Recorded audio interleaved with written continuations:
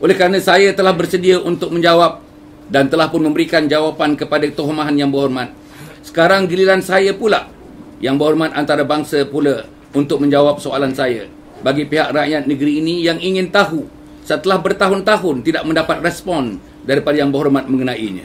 Perkara-perkara tersebut ialah: 1.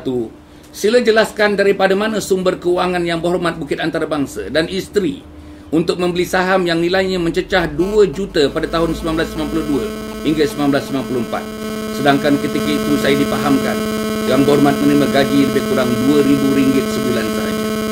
Ini telah dilaporkan banyak dalam blog-blog, dalam media dan sebagainya. Yang kedua, sila nafikan laporan yang menyatakan bahawa pengerusi Yayasan Pembangunan India Malaysia, Saudara S.A. Vigneswaran, yang mendakwa bahawa Yang Berhormat dan isteri termasuk seorang ipar memiliki saham yang nilainya mencecah 8.5 juta di awal tahun 1990-an tersebut. Ini pun petikan-petikan daripada blog-blog dan petikan-petikan daripada akhbar dan sebagainya yang sudah pun menjadi pengetahuan umum.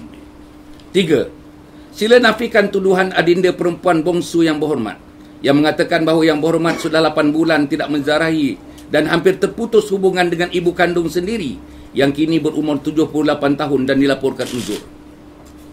4. Sila nafikan tuduhan yang dibuat dalam buku karangan Syed Hussein Alatas bertajuk Tuhan, Politik dan Seks yang diterbitkan pada tahun 2010 menyebut bahawa Yang Berhormat dikatakan mengetahui mengenai hubungan intim isteri Yang Berhormat dengan penasihat PKR merangkap ketua pembangkang. Perkara yang sama dibangkitkan oleh adik YB sendiri, Umi Hafilda, dalam sidang akhbar beliau yang beliau turut serta minggu lalu.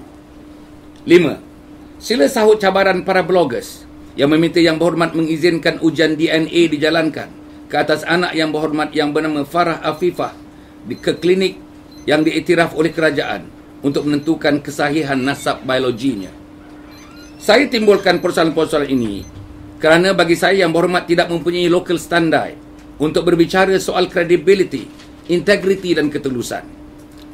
Banyak pihak yakin selagi Yang Berhormat tidak membersihkan diri dan keluarga terhadap tuduhan-tuduhan ini, selagi itulah mereka menasihatkan Yang Berhormat supaya menutup mulut sahaja. Lebih sesuai untuk Yang Berhormat mencermin muka sendiri sebelum menuduh orang lain. Bagi saya, tuduhan jahat yang dilakukan oleh Yang Berhormat itu mungkin juga akibat kerisauan yang dialami oleh Yang Berhormat dan rakan-rakan Pakatan Rakyat sendiri terhadap kejayaan siri jelajah politik saya atau roadshow sejak saya dipecat daripada PAS dan digugurkan sebagai ahli exco negeri. Sambutan masyarakat terhadap siri jelajah saya adalah di luar jangkaan. Ini menunjukkan betapa masyarakat sudah mula muak dan sangsi dengan Pakatan Rakyat, terutamanya pimpinan PKR yang sentiasa terpalit dengan masalah keamanan dan moral yang serius, termasuk Yang Berhormat Bukit Antarabangsa sendiri. Apapun kesemua tuduhan jahat yang dilempar oleh Yang Berhormat Bukit Antarabangsa ke atas saya itu, tidak ada satu pun yang secara berfakta menyalahi mana-mana peraturan dan boleh disabitkan kesalahan di mana-mana mahkamah. Sehingga hari ini, alhamdulillah, saya bebas daripada sebarang bentuk kesalahan maupun siasatan daripada mana-mana pihak berkuasa. Sebaliknya, Yang Berhormat Bukit Antarabangsa sendiri masih berhadapan dengan siasatan SPRM dan pihak polis terhadap kesalahan yang beliau lakukan.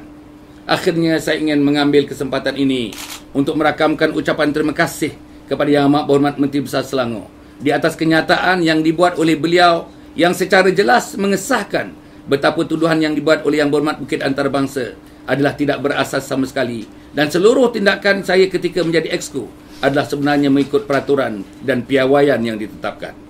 Sekian, terima kasih.